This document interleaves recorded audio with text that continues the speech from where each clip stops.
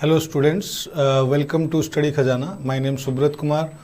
Today I am going to teach you Computer Science 11th Computer Science Chapter 2, that is Software Concept.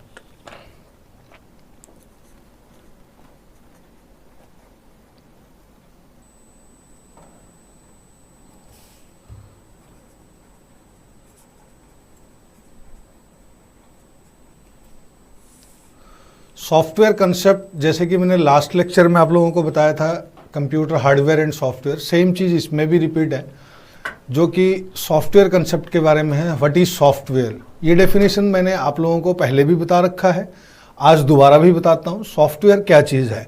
Software is a generic term of organised collection of computer data and instructions, जो कि मैंने last lecture में आप लोगों को यही same चीज़ बताया था, सेम डेफिनेशन भी लिखवाया था।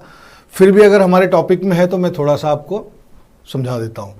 सॉफ्टवेयर किस लिए यूज़ करते हैं हम, कि जो हमारे कंप्यूटर में हार्डवेयर सिस्टम है, हार्डवेयर में जैसे कि सीपीयू है, रैम है, रोम है, कीबोर्ड है, माउस है, जो भी इनपुट डिवाइस आउटपुट डिवाइसेस हमने लगा रखा है, उन सब चीज़ों को चलाने के लिए प्लस हमारा जो रिक्वायरमेंट है, हमने कोई भी काम करना है उसमें, तो वो चीज़ करने के लिए भी हमारे को जो है सॉफ्टवेयर की रिक्वायरमेंट है। तो सॉफ्टवेयर सेम चीज़ फिर मैं रिपीट कर रहा हूँ कि मैंने आप लोगों को उस लास्ट क्लास में भी बताया था, लेक्चर नंबर प्रीवियस लेक्चर में आप देख सकते हैं, उसमें स्टडी खजाने के उसमें जाके, उसमें मैंने यही बताया था कि दो टाइप के सॉफ्टवेयर है, एक है सिस्टम सॉफ्टवेयर और एक है application software.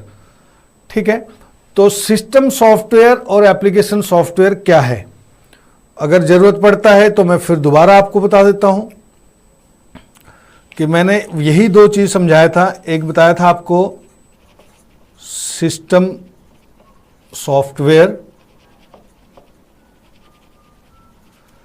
And another one is application software.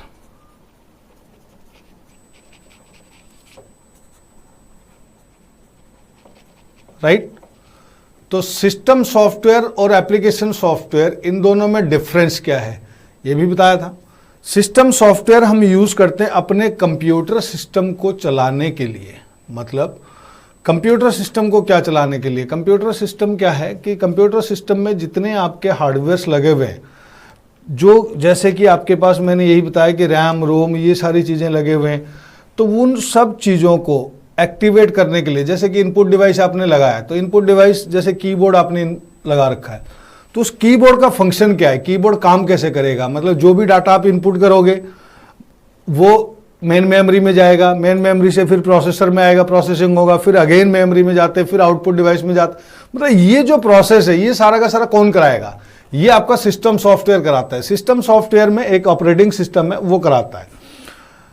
इस चैप्टर में, चैप्टर नंबर 2 में हमारे पास ये है कि जो हम कर रहे हैं सिस्टम सॉफ्टवेयर जो कर रहे हैं, तो इसमें आपको कई चीज़ें बता रखा है, जैसे कि मैंने ऑपरेटिंग सिस्टम तो आपको बताया ही था और एक आपको लैंग्वेज प्रोसेसर भी बताया था। तो इसमें हमारे पास दो चीज़ और है। क्या क्या है इस सिस्टम सॉफ्टवेयर में, कि सिस्टम सॉफ्टवेयर के अंदर हमारे पास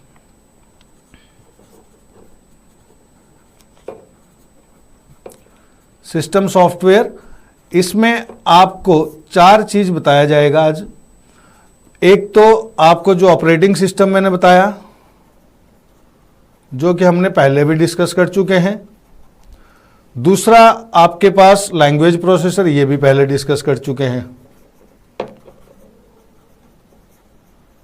ठीक है जी, दो चीज और बता रहा हूं मैं आज, सिस्टम सॉफ्टवेयर, ऑपरेटिंग सिस्टम और लैंग्वेज प्रोसेसर। अगर कहेंगे तो थोड़े बहुत उसके बारे में मैं हल्का फुल्का बता दूंगा, बट ऑपरेटिंग सिस्टम में यूटिलिटीज आज थोड़ा सा ये बताएंगे कैसे काम करता है। लास्ट क्लास में हमने ये पढ़ा था कि ऑपरेटिंग सिस्टम क्या करता है, कि सारे हार्डवेयर को एक्टिवेट करता है और कंप्यूटर सिस्टम को चलाता है, एप्लीकेशन प्रोग्राम को रन करने के लिए एनवायरनमेंट प्रोवाइड कराता है। ये सारी चीज़ें हमने करी थी। तो उसी चीज़ के ऊपर कैसे सिस्टम स्टार्ट होता है, क्या करता है, वो चीज़ करेंगे। और जो दो चीज़ नया है हमारे पास, एक है यूटिलिटी सॉफ्टवेयर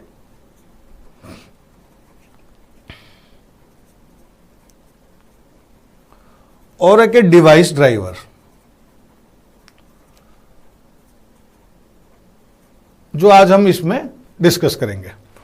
तो पहले हम आते हैं ऑपरेटिंग सिस्टम के ऊपर। ऑपरेटिंग सिस्टम में मैंने आपको बताया कि एक चीज नया बताएंगे हम आपको, वो है बूटिंग अप। ऑपरेटिंग सिस्टम क्या होता है कि जब आप कंप्यूटर में काम करते हैं तो जो इंस्ट्रक्शंस वगैरह आप इसमें डालते हैं, जो इनपुट डिवाइस के थ्रू जाता है, काम करना शुरू कर देता है। तो बूटिंग अप क्या चीज़ है कि पहला कंसेप्ट ऑपरेटिंग सिस्टम में मैं आज बता रहा हूं आपको, बूटिंग अप।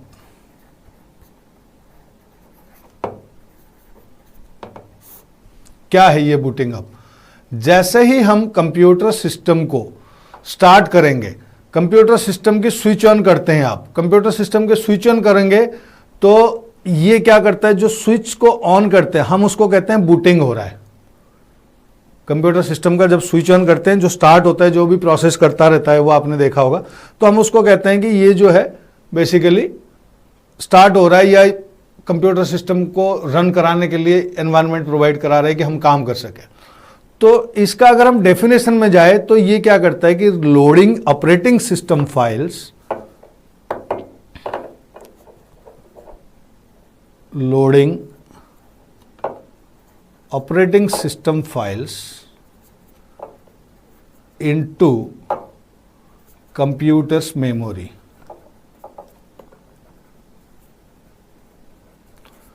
ये क्या करता है कि लोडिंग करता है कंप्यूटर सिस्टम फाइल को कंप्यूटर के मेमोरी में, जिसको हम कहते हैं booting up, which is known as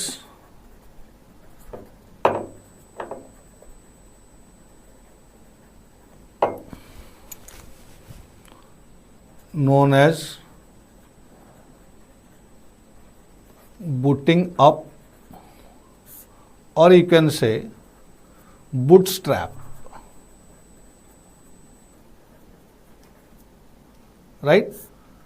आप जो ऑपरेटिंग सिस्टम के फाइल है जो लोड होता है कंप्यूटर के मेमोरी में, मतलब क्या होगा उसमें कि जैसे आपने सिस्टम को ऑन किया, सिस्टम को ऑन करेंगे तो वो कैसे चलेगा, कुछ ना कुछ उसको रन कराने के लिए जो हार्डवेयर डिवाइसेस आपने लगा रखा है, आपने कीबोर्ड लगाया हुआ है, उसमें माउस लगाया हुआ है आपने, ठीक है जी, और प्रिंटर भी लगाया हुआ है, उसके अंदर हार्ड डिस्क भी लगी हुई है, सीडी रोम किसी किसी सिस्टम में लगा हुआ है, उसके जितने भी पोर्ट्स लगे हुए हैं उसमें, तो उन सारे चीज़ों का हर एक चीज़ का अलग अलग फंक्शन है। इनपुट डिवाइस डाटा इनपुट करेगा, आउटपुट डिवाइस आउटपुट देगा, अंदर मेमोरी है वो मेमोरी को मैनेज करेंगे। तो वो सारी चीज़ों के लिए हमें एनवायरनमेंट प्रोवाइड कराने वाला जो ऑपरेटिंग सिस्टम के अंदर ये सारे फाइल्स होते हैं, जिनका काम होता है कि ये सारी की सारी चीज़ों को आपके कंप्यूटर के मेमोरी में लेके एक्टिव करेंगे। उस प्रोसेस को हम कहते हैं बूटस्ट्रैप या बूटिंग अप। Got it? तो अब उसके बाद आप क्या करोगे कि अब ये जो बूटिंग अप है या बूटस्ट्रैप है, इसके मैं स्टेप बताऊंगा आपको कि कैसे कैसे ये काम करता है। इससे पहले एक चीज आपको बता देता हूं कि ये जो बूटिंग होता है, जब स्टार्टिंग में आपने कंप्यूटर सिस्टम को ऑन कर दिया आपने, तो इसको हम कहते हैं बूटिंग। इसमें दो टाइप के बूटिंग है।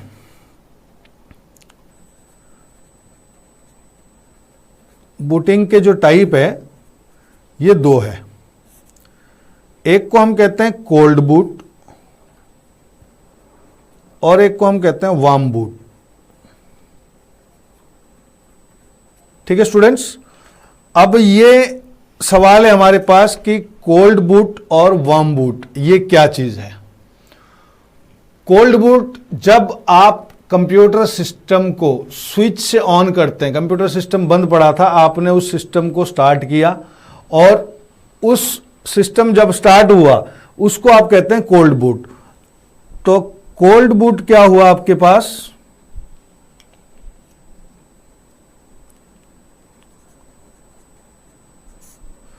cold boot. Cold boot is the process of booting that takes place when we reset or start the computer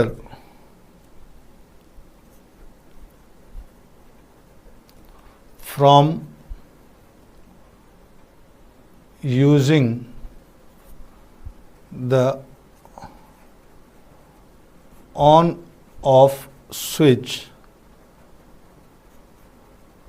or when we start the computer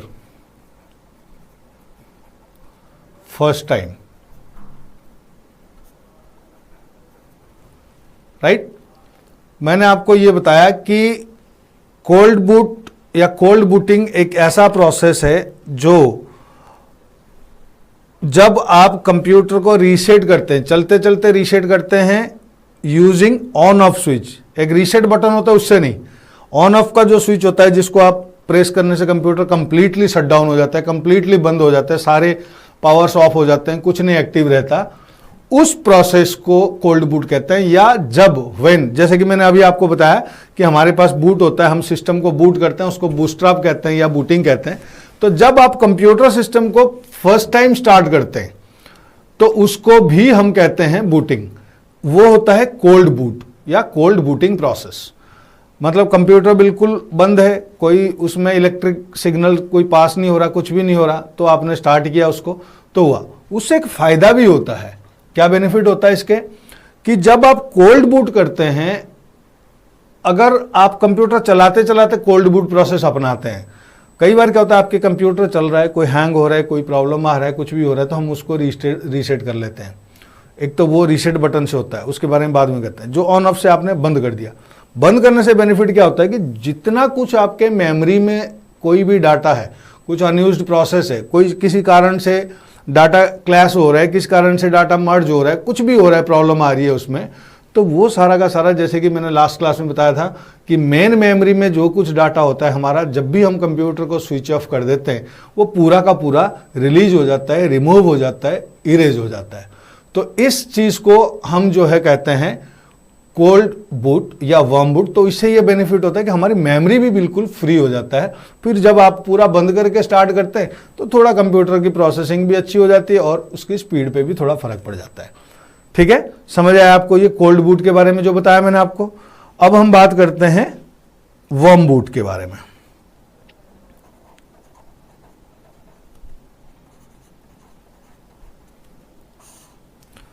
cold boot गया, अब warm boot. Warm boot is the booting process, same is the booting process.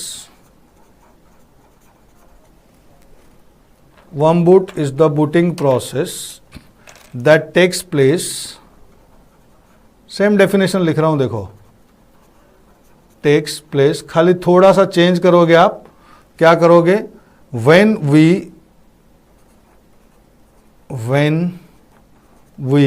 अब यहां लिख रहा हूं थोड़ा सा reset पे जोड़ दे रहा हूं मैं, जो रीसेट बटन होता है तो इसको रीसेट कहेंगे हम, रीसेट द कंप्यूटर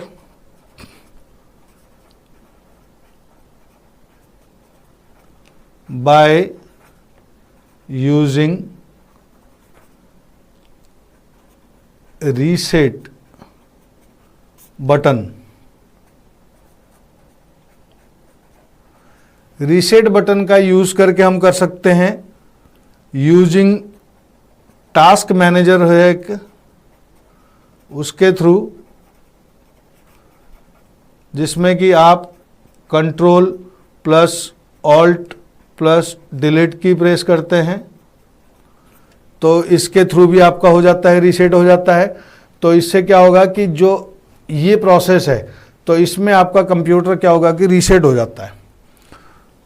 तो ये वार्म बूट प्रोसेस मैंने आपको बताया। वार्म बूट इससे क्या हुआ कि आपका कंप्यूटर चलते चलते कई बार हैंग हो जाता है, किसी कारण हमें उसको रीस्टार्ट करना पड़ता है, रीसेट करते हैं, तो उसको हम रीस्टार्ट या रीसेट कहते हैं। कंप्यूटर जबकि अंडर प्रोसेस है, काम कर रहा है, अभी सब कुछ एक्टिव है इसमें, तो ये सिर्फ क्या होता है कि अपने आप को स्टार्ट कर लेता है, दोबारा से ऑपरेटिंग सिस्टम को लोड करके स्टार्ट कर लेता है, बाकी चीज़ें ऐसी रहता है। तो इसलिए इस प्रोसेस को आप कहते हैं warm boot process, warm boot of computer system. तो आपको ये बता दिया मैंने। अब आपको बता दिया कि कोल्ड बूट में क्या एडवांटेजेस है, वार्म बूट में नहीं है। कोल्ड बूट में आपको एडवांटेजेस ये मिलेगा कि जो भी मेमोरी में है वो सारा का सारा आपका रिलीज हो जाता है, डिलीट हो जाता है। बट वर्म बूट में मेमोरी खाली नहीं होता, क्योंकि सिस्टम तो ऑन है, सिस्टम ऑफ नहीं होता, सिस्टम एक बार खाली रीस्टार्ट हो जाता है। तो इसीलिए ये जो है इस प्रोसेस को हम कहते हैं वर्म बूट प्रोसेस। ठीक है स्टूडेंट्स, क्लियर हो गया। तो मैंने आपको बताया कि ऑपरेटिंग सिस्टम, लास्ट क्लास में ऑपरेटिंग सिस्टम के फंक्शन वगैरह बताए थे। आज मैं ऑपरेटिंग सिस्टम मतलब हमारे कंप्यूटर सिस्टम को कैसे स्टार्ट करते हैं, दैट इज बूटिंग प्रोसेस या बूटस्ट्रैप, तो वो चीज बताया मैंने आपको, जिसमें हम दो टाइप के बूट करते हैं, एक है कोल्ड बूट और एक है वर्म बूट। तो अब मैं आपको ये बताने जा रहा हूं कि जो हम ये बूटिंग कर रहे हैं, चाहे कोल्ड बूट कर रहे हैं या वर्म बूट कर रहे हैं, मेनली हम कोल्ड बूट पे ध्यान देते हैं कि जब भी हम कंप्यूटर सिस्टम को स्टार्ट कर रहे हैं तो ये क्या करता है और कैसे करता है। कंप्यूटर सिस्टम को जब हम स्टार्ट करेंगे तो कुछ ना कुछ प्रोसेस जरूर करेगा। तो जो बूटिंग है, जो बूटिंग प्रोसेस है, उसका स्टेप बाय स्टेप मैं आपको बता रहा हूं कि कैसे ये क्या करता है। जैसे सिस्टम ऑन करेंगे हम तो कंप्यूटर सिस्टम में कैसे ये स्टेप बाय स्टेप वर्क करेगा, राइट। तो अब मैं आपको बताने जा रहा हूं द स्टेप बाय स्टेप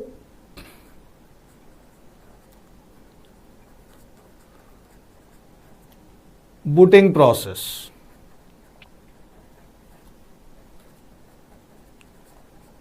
मतलब ये स्टेप बाय स्टेप कैसे ये बूटिंग प्रोसेस होता है, क्या होता है इसमें स्टेप बाय स्टेप में, मतलब कंप्यूटर कैसे इसको वर्क करता है इसमें, ठीक है, स्टेप बाय स्टेप में। तो वो चीज़ मैं आपको बताने जा रहा हूँ। तो ये जो है बेसिकली कि पहला स्टेप क्या करेगा, जैसे ही आप कंप्यूटर सिस्टम को ऑन कर देते हैं, पावर ऑन होता है, तो उसको हम कहते हैं post, power on self state. Number 1, जैसे ही आप स्टार्ट करते हैं तो ये क्या करता है, इसको हम कहते हैं power on self test, right. Power on self test क्या होता है कि ये परफॉर्म करता है डायग्नोस्टिक टेस्ट्स। डायग्नोस्टिक टेस्ट क्या होता है बेसिकली, जैसे कि सपोज हमारे बॉडी में क्या होता है, कोई भी बीमारी है, कुछ भी है, तो हम डायग्नोस कराते हैं। तो कंप्यूटर में कोई बीमारी की बात नहीं कर रहा, सॉरी, ये क्या करेगा कि डायग्नोस करता है। डायग्नोस करने का मतलब क्या होता है कि जो, फिर वही चीज रिपीट कर रहा हूं, जो हमने इनपुट डिवाइस, आउटपुट डिवाइसेस, जो कुछ भी हमने लगा रखा है इसमें, जैसे कि सीपीयू है, रैम है, इनपुट आउटपुट डिवाइसेस है, इन सारी चीजों को चेक करने के प्रोसेस को डायग्नोस कहते हैं हम। तो ये डायग्नोस करेगा आपका पूरा का पूरा प्रोसेस, मतलब कि इनपुट डिवाइस क्या क्या लगे हुए हैं इसमें, आपके सीपीयू कैसे फंक्शन करेगा, ठीक है, आपके आउटपुट डिवाइस कैसे फंक्शन करेगा।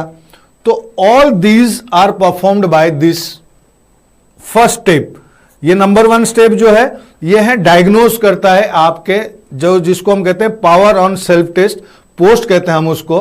तो पावर ऑन सेल्फ टेस्ट में क्या होता है कि हम जो है इसमें डाटा, सॉरी, कंप्यूटर टेस्ट करता है, अपने सारे के सारे चीजों को टेस्ट में ले आता है, ठीक है।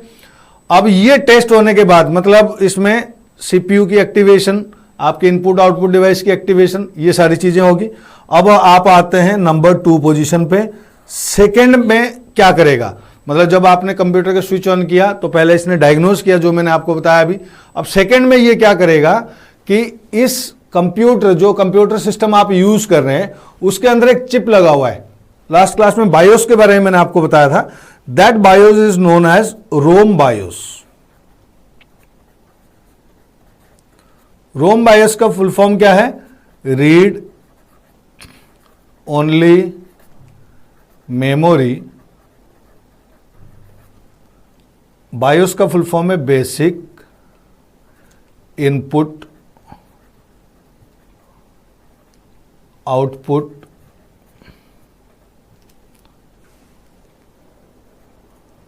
System. Basic input output system, read only memory, basic input output system भी कह सकते हैं, या बेसिक इनपुट आउटपुट सर्विस भी कह सकते हैं आप। तो बेसिक इनपुट आउटपुट सिस्टम या सर्विस देता है, मतलब कि बेसिक इनपुट आउटपुट डिवाइस कैसे वर्क करेंगे, जो आपके इनपुट आउटपुट डिवाइस है वो कैसे वर्क करेंगे आपके पास, तो उसके बारे में बताने के लिए, मतलब उस चीज़ों को, उनका परफॉर्मेंस वो प्रेजेंस है या नहीं है, वो सारी चीज़ों को चेक करने के लिए जो है आपके पास ये है। तो ये स्टेप बड़ा इंपॉर्टेंट स्टेप है। आपने सबने देखा होगा, जैसे आपने स्टार्ट किया, मान लो आपका कीबोर्ड नहीं लगा हुआ उसमें, तो उसमें मैसेज आ जाएगा कि कीबोर्ड नॉट प्रेजेंट।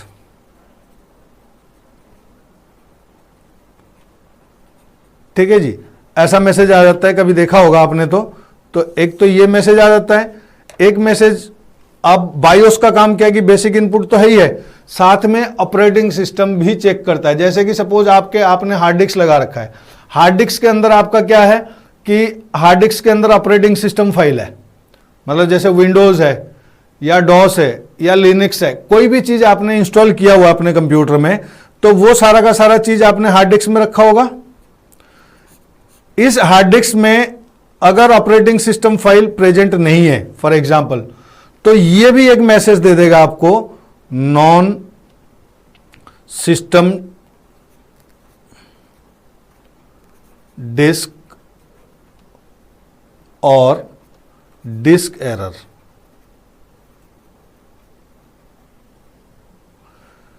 आपको यह बता रहा है कि नॉन सिस्टम डिस्क और डिस्क एरर ये कब होता है। ये सेकेंड परफॉर्मेंस जो मैंने आपको बताया कि सेकेंड काम जो हमारा रोम बायोस है, रीड ओनली मेमोरी, यहां पे read only memory basic input output एक सिस्टम फाइल है। ये इस फाइल का काम है कि आपके कंप्यूटर में से जो ऑपरेटिंग सिस्टम है, उस ऑपरेटिंग सिस्टम को एक्टिवेट करके मेमोरी में लाएगा ताकि आपकी कंप्यूटर सिस्टम चले।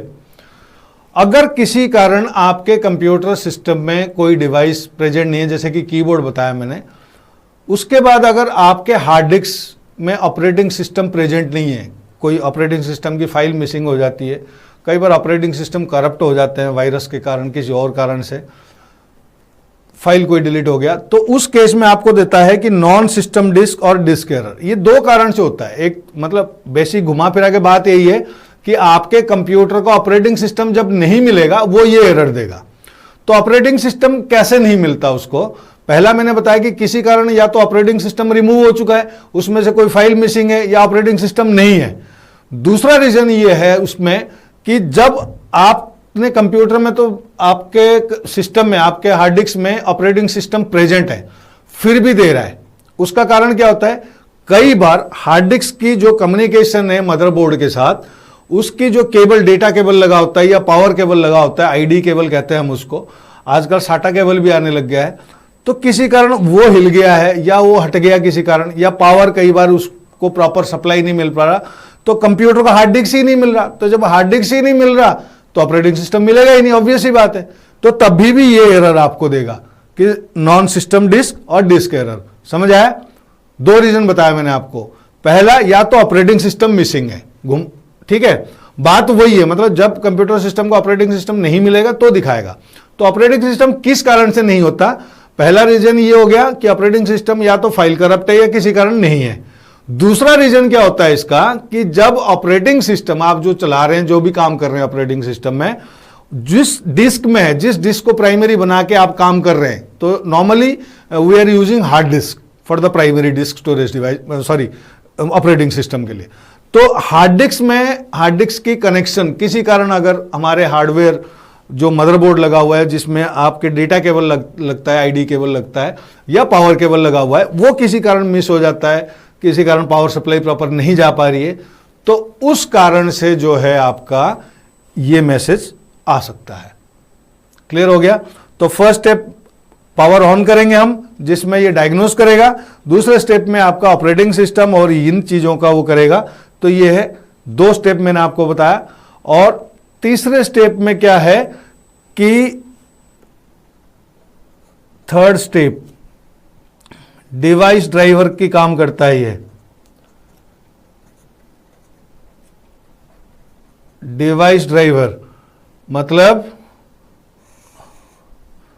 डिवाइस ड्राइवर क्या होता है कि हमारे पास जो भी आपने लगाया हुआ है, तो ऑपरेटिंग सिस्टम को चेक करने के लिए जो डिवाइस आपने लगा रखा है, डिवाइस ड्राइवर्स जो कुछ आपने डाल रखा है इसमें, वो सारी चीजें अगर किसी भी कारण, किसी भी एक्सटर्नल डिवाइस के लिए उसका ड्राइवर प्रेजेंट नहीं है, तो भी वो आपको वो एरर देगा कि डिवाइस ड्राइवर नॉट फाउंड।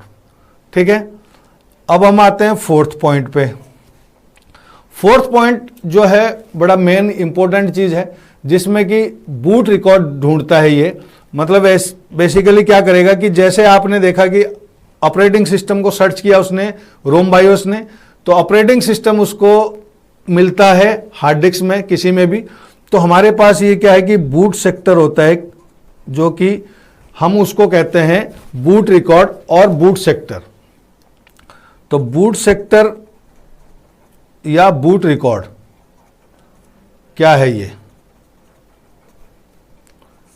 जैसे कि मैंने अभी अभी आप लोगों को बताया कि जब हम कंप्यूटर सिस्टम को स्विच ऑन करते हैं, बूटिंग कहते हैं हम उसको। तो बूटिंग क्या है कि द प्रोसेस कंप्यूटर स्टार्टअप। कैसे प्रोसेस में? यही सारा प्रोसेस, पहले पावर ऑन होगा, डायग्नोस करेगा, फिर रोम बायोस में जाके अपना देखता है कि क्या क्या चीज है क्या नहीं है।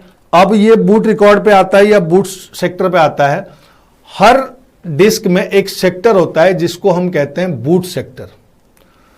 डाटा हमारा जो हार्ड डिस्क हम यूज कर रहे हैं ये एक रैंडम डिस्क है। रैंडम डिस्क में क्या होता है कि हमारा डाटा जो है स्टोर होता है सेक्टर वाइज। ठीक है, तो इसमें एक सेक्टर रिजर्व होता है ऑपरेटिंग सिस्टम के लिए, जिसमें ऑपरेटिंग सिस्टम या सिस्टम फाइल स्टोर होते हैं, जिसमें ऑपरेटिंग सिस्टम या सिस्टम फाइल्स स्टोर होते हैं। उस जगह को आप कहते हैं बूट सेक्टर। तो सबसे मतलब ये कहां स्टोर होता है ना? द फर्स्ट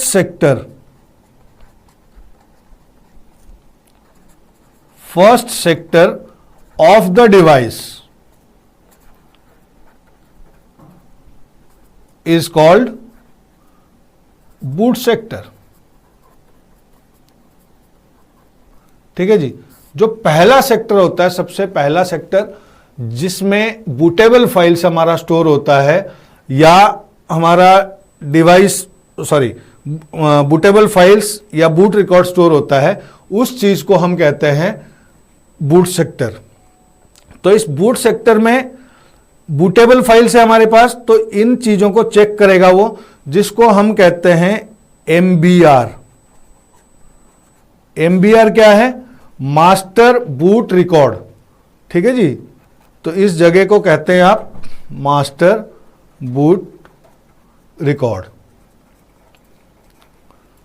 ठीक है, तो मास्टर बूट रिकॉर्ड जो है, जिसमें आपका बूटेबल फाइल्स, सिस्टम फाइल्स, जो कंप्यूटर सिस्टम को स्टार्ट करने के लिए जिन चीजों की जरूरत है आपको, तो उन सारी चीजों के लिए जो सिस्टम फाइल बना हुआ है वो इस जगह पे होता है। That is called boot sector या MBR, मास्टर बूट रिकॉर्ड। ठीक है, तो ये प्रोसेस के बाद फिर नेक्स्ट प्रोसेस क्या करेगा कंप्यूटर ऑपरेटिंग सिस्टम हमारा, वो बताते हैं आपको। ये क्या करेगा, आप secondary storage devices boot loader program को स्टार्ट करेगा, जहां पे ये क्या करेगा, boot loader program, boot loader program. What is boot loader program? ये बूट लोडर प्रोग्राम क्या है? हर ऑपरेटिंग सिस्टम में एक बूट लोडर प्रोग्राम होता है। Boot loader program main program है ऑपरेटिंग सिस्टम की। बार बार यही चीज कर रहे हैं, बूट बूट बूट। क्या बूट? बूट मतलब स्टार्टअप कंप्यूटर जो स्टार्ट कर रहे हैं, हम उसी को बूट कह रहे हैं। ठीक है ना, तो वही जो बूट हो रहा है, सिस्टम स्टार्ट हो रहा है, स्टार्टअप ले रहा है, तो स्टार्टअप के लिए ये सारी चीजें चाहिए उसको। कंप्यूटर सिस्टम तब स्टार्ट होता है, हम तो अभी ऑन कर देते हैं, पटाख से स्टार्ट हो जाते हैं, हम बैठ के काम करना शुरू कर देते हैं। आजकल तो इतना फास्ट हो गया, ऑन करते ही हमें पता ही नहीं चलता। पहले जब सिस्टम आता था तो और स्लो था, ऑन करेंगे, बैठेंगे, आप सब चीज पढ़ सकते थे उसमें, क्या क्या वो रीड कर रहा है, उसमें दिखाता था, रैम रोम सब चीज रीड कर रहा है, कीबोर्ड रीड कर रहा है, हार्ड डिस्क को रीड कर रहा है। आजकल सब कुछ करता है, बट इतना फास्ट हो जाता है कि हमें पता नहीं चलता, आप लोग देख नहीं पाते। चाहोगे तो आप देख सकते हो कि कैसे कैसे वो स्टेप वाइज क्या कर रहा है। जो मैं बता रहा हूं वो चीज सिस्टम करता है खुद। तो ये जो बूट लोडर प्रोग्राम, हर ऑपरेटिंग सिस्टम का अलग अलग बूट लोडर प्रोग्राम होते हैं। तो उस बूट लोडर प्रोग्राम में क्या होगा कि ये लोड करते हैं, बूट प्रोग्राम को लोड करेगा, जो प्रोग्राम इसके लिए बना हुआ है कि कंप्यूटर सिस्टम को स्टार्ट करके कैसे चलाएगा ये। तो उस प्रोग्राम के लिए बूट लोडर प्रोग्राम जरूरी है। हर ऑपरेटिंग सिस्टम का अलग अलग टाइप के बूट लोडर प्रोग्राम होते हैं, ठीक है। ये वैसे देखी जाए तो एक हार्डवेयर कंसेप्ट है, जो सिस्टम वगैरह, सिस्टम सॉफ्टवेयर वगैरह डालते हैं, विंडोज़ वगैरह इंस्टॉल करते हैं, उनको ये चीज़ पता होना चाहिए, बट आपको भी पता होना चाहिए, आप पढ़ रहे हैं तो बूट लोडर प्रोग्राम में जैसे कि मेनली हमारे पास हर ऑपरेटिंग सिस्टम का, जैसे मैंने बताया, तो एक हमारे पास जैसे है NTLDR। ये एक NTLDR एक बूट लोडर प्रोग्राम है जो यूज होता था हमारे जो पुराने वर्जन्स आते थे विंडोज के, जैसे विंडोज XP का पुराना वर्जन है, तो उसमें भी मतलब ये कौन से ऑपरेटिंग सिस्टम में है आपके पास, ओल्ड वर्जन्स ऑफ विंडोज। कौन से विंडोज जी, मतलब जैसे कि विंडोज 95, 97, XP, पुराने जितने हैं, 2000, ठीक है ना, विंडोज सर्वर मतलब विंडोज 2000, NT, विंडोज सर्वर, ठीक है जी। ये जो थे इनके boot loader program file NTLDR जो है, ये एक बूट लोडर प्रोग्राम फाइल है। अगर ये मिस हो जाता है या ये फाइल नहीं होगा तो भी नहीं चलेगा, और यही लोड करता है पूरा प्रोग्राम को। कई बार आप देखोगे जैसे सिस्टम आप इंस्टॉल कर रहे हो और प्रॉपर आपने विंडोज नहीं डाला है, तो ये मैसेज आएगा NTLDR मिसिंग, प्रेस कंट्रोल और डिल टू रिस्टार्ट, तो ऐसे मैसेज आता है। और एक हमारे पास है बूट अब जो चल रहा है वो ये है बूट MGR। सब कुछ वही सेम है। NTLDR पहले ओल्ड वर्जन के लिए था, this one is for newer version of Windows.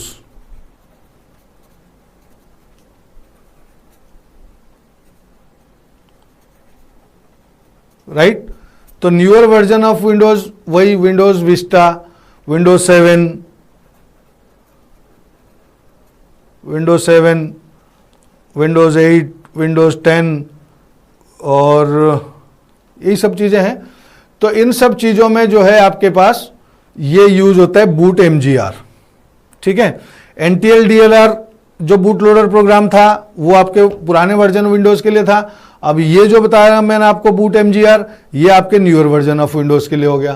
Clear हो गया बात। तो अब एक और भी यूज होता है जो है GRUB। GRUB एक बूट लोडर प्रोग्राम है। GRUB बूट लोडर प्रोग्राम किसके लिए यूज हो रहा है? GRUB बूट लोडर प्रोग्राम आपके लाइनक्स आपने सुना होगा, ये भी एक ऑपरेटिंग सिस्टम है हमारा, लाइनक्स ऑपरेटिंग सिस्टम। तो लाइनक्स ऑपरेटिंग सिस्टम के लिए जो बूट लोडर प्रोग्राम यूज होता है दैट इज GRUB। क्लियर हो गया। तो अब ये हमारे पास मैंने आप लोगों को बताया कि क्या क्या कैसे प्रोसेस से हमारा कंप्यूटर सिस्टम बूट होता है। Step by step booting process बताया मैंने आपको कि पहले पोस्ट बूटिंग होगा हमारे पास, पावर एंड सेल्फ टेस्ट जिसको कहते हैं, जिसमें कि डायग्नोस कराया जाएगा। फिर रोम बायोस से आपके पास बेसिक इनपुट आउटपुट और आपके ऑपरेटिंग सिस्टम अवेलेबल है नहीं है वो चेक करा जाएगा। उसके बाद बूट सेक्टर में जब बूट रिकॉर्ड चेक किया और सिस्टम को स्टार्ट कराया जाएगा। ठीक है। अब लास्ट में आपके बूट लोडर प्रोग्राम है। बूट लोडर प्रोग्राम जो कि आपको बूटेबल फाइल्स को लोड करता है, कंप्यूटर सिस्टम को बूट करता है, यह है बूट लोडर प्रोग्राम। क्लियर। तो अब हमारे पास सिस्टम जो है स्टार्ट हो गया। ये ऑपरेटिंग सिस्टम का ये सारा का सारा काम आपके पास था ऑपरेटिंग सिस्टम का, कि सिस्टम ऑपरेटिंग सिस्टम कैसे स्टार्ट करता है अपने कंप्यूटर सिस्टम को। Clear. 1 second excuse me.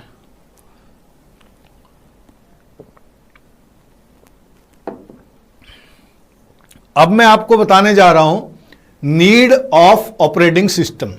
What is the need of operating system? Operating system क्यों चाहिए? अब इतनी बातें मैं आपको पिछले 3 क्लास से समझाया आ रहा हूं कि ऑपरेटिंग सिस्टम सिस्टम सॉफ्टवेयर के बगैर हमारा कंप्यूटर चलेगा नहीं, अब और ऑपरेटिंग सिस्टम के बगैर कंप्यूटर चलेगा नहीं। मेरे ख्याल से आप लोगों को यह तो समझ आ गया होगा अभी तक कि क्यों चाहिए ऑपरेटिंग सिस्टम। मैंने आपको प्रोसेस बताया कि हमारे कंप्यूटर को स्टार्ट करने के लिए क्या क्या प्रोसेस चाहिए, और ये प्रोसेस कौन कर रहा है? ऑपरेटिंग सिस्टम ही कर रहा है। तो पहला क्वेश्चन का आंसर तो आपको मिल गया कि ऑपरेटिंग सिस्टम चाहिए हमें सिस्टम को स्टार्ट करने के लिए, तो चाहिए। तो जब तक हमारे पास ऑपरेटिंग सिस्टम नहीं होगा हम कंप्यूटर सिस्टम को स्टार्ट तो कर ही नहीं सकते, राइट। तो कंप्यूटर सिस्टम को स्टार्ट करने के लिए हमें ऑपरेटिंग सिस्टम तो चाहिए जिसमें ये सारा प्रोसेस होगा। तो ये है सिंपल सी यूज इसका। और दूसरा है operating system create the interaction between the user and the computer system. It create interface और इंटरेक्शन, ये लास्ट क्लास में बताया था।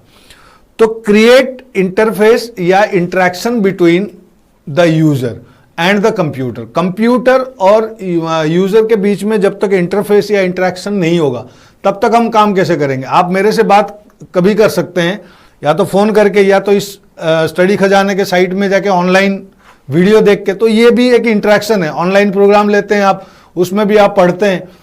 तो सेम चीज ये इंटरेक्शन ऑपरेटिंग सिस्टम और सिस्टम के साथ जब आप कंप्यूटर सिस्टम में बैठते हैं तो कंप्यूटर सिस्टम स्टार्ट होता है, आपको एक इंटरफेस प्रोवाइड करता है कि एक प्लेटफॉर्म प्रोवाइड करता है जहां पे आप काम कर सकते हैं। तो जैसे आपको स्टडी खजाना एक प्लेटफॉर्म प्रोवाइड कर रहा है कि आप ऑनलाइन पढ़ सकते हैं, ऑनलाइन आप अच्छे टीचरों की या जो भी ऑनलाइन आप परचेज करके इनसे लेके आप उस चीज को आप देख सकते हैं। सेम कंप्यूटर सिस्टम भी एक आपको इंटरफेस प्रोवाइड करा रहा है, एक प्लेटफॉर्म दे रहा है ऑपरेटिंग सिस्टम, जो आप कंप्यूटर में काम कर सकते हैं। जब तक कंप्यूटर सिस्टम स्टार्ट नहीं होगा, विंडोज पॉपुलर ऑपरेटिंग सिस्टम है, सिंपल सी बात कर रहा हूं मैं, तो विंडोज में जो है वो क्या करेगा कि प्लेटफॉर्म प्रोवाइड करेगा, उस प्लेटफॉर्म पे धीरे धीरे हम काम करेंगे और वर्कआउट करेंगे। तो सेम यूजर इंटरफेस या यूजर इंटरेक्शन क्रिएट करने के लिए ऑपरेटिंग सिस्टम की जरूरत है हमारे को, ठीक है। तो ऑपरेटिंग सिस्टम इसीलिए जरूरत है हमें कि हमें एक यूजर प्लेटफॉर्म चाहिए, उस प्लेटफॉर्म पे हम काम करेंगे। अब लास्ट क्लास में बता दिया था मैंने आप लोगों को कि टाइप्स ऑफ ऑपरेटिंग सिस्टम, खाली उनका नाम रिपीट कर देता हूं, बाकी चीजें मैंने समझा रखा है। Single user operating system, multi user operating system, multitasking operating system, time sharing operating system, real time operating system, distributor operating system, interactive operating system, ये सारे ऑपरेटिंग सिस्टम के टाइप्स है, राइट। तो इसी हिसाब से ऑपरेटिंग सिस्टम के बारे में आपको बताया मैंने, और सॉफ्टवेयर कंसेप्ट में जो सिस्टम सॉफ्टवेयर था उसके बारे में मैंने आपको बताया। फिर नेक्स्ट क्लास में इसके आगे एप्लीकेशन सॉफ्टवेयर वैसे बता रखा है, फिर भी उसके थोड़े बहुत और कंसेप्ट दूंगा। उसके तब तक के लिए थैंक यू, और थोड़ी देर में फिर मिलते हैं।